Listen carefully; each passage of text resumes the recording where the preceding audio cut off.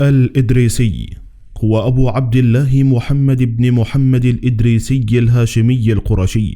ولد في مدينة سبتة في المغرب الأقصى عام 493 من الهجرة، ولقب الإدريسي بالصقلي، ذلك لأنه اتخذ جزيرة صقلية مكانا له بعد سقوط الدولة الإسلامية.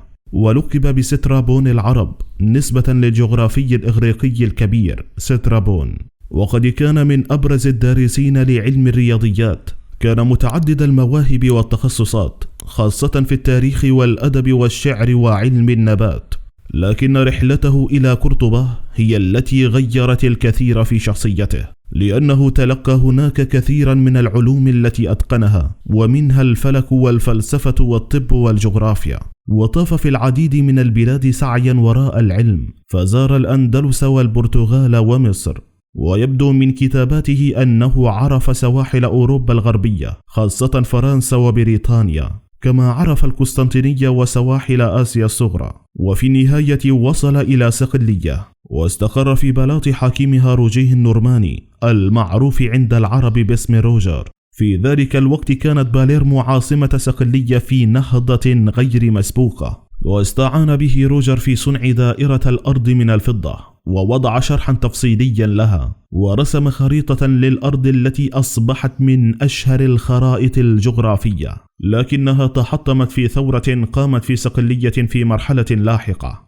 دعوني أعرفكم بأشهر مؤلفات هذا العالم الفذ، وهو كتاب نزهة المشتاق في اختراق الآفاق، الذي استفاد منه الأوروبيون في رسم تصورهم عن العالم، خاصة في بلاد المشرق، كما استفاد منه العرب في زيادة معرفتهم بأوروبا، ونقل الطرفين خرائطه وترجموها إلى لغاتهم. ويمكن اعتبار كتاب نزهة المشتاق موسوعة جغرافية للعالم في القرن السادس عشر. وكان الإدريسي على الرغم من كثرة ترحاله وتنقله عاشقا لبلدته الأصلية مدينة سبتة، ويظهر ذلك في الشعر الذي كتبه الإدريسي للمدينة أثناء فترة غربته، يقول فيها: ليت شعري أين قبري، ضاع في الغربة عمري، لم أدع للعين ما تشتاق في بر وبحر.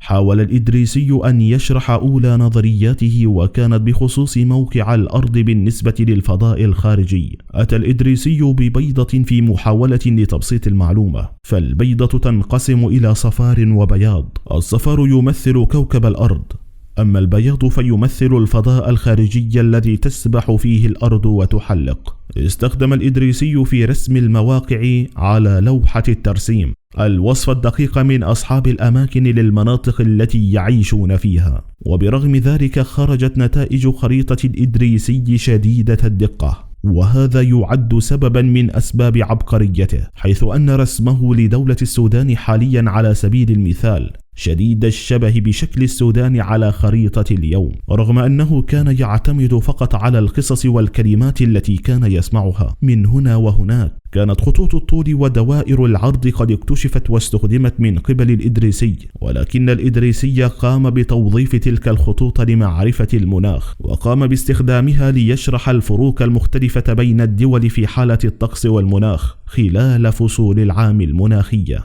كما استطاع الإدريسي أن يميز موقع مصر تماما على الخريطة وحددها بنهر النيل، وقام أيضا بتحديد الفروع التي تمد نهر النيل بالمياه كالنيل الأبيض والأسود في السودان، هادما نظرية بطليموس التي تقول بأن مصدر مياه النيل هو تلة في القمر. وبعد أن عاش حياته في جنبات جزيرة صقلية، وعلى الرغم من حبه الشديد لمدينته سبتة بالمغرب العربي، إلا أن الإدريسي توفي في جزيرة صقلية بالنهاية ودفن فيها، وكان ذلك في عام 560 من الهجرة. وتكريما له أطلقت وكالة الفضاء الأمريكية ناسا اسمه على الحافة الجبلية لمنطقة سبوتينغ بلانوم في كوكب بلوتو اسم سلاسل الإدريسي الجبلية بشكل غير رسمي.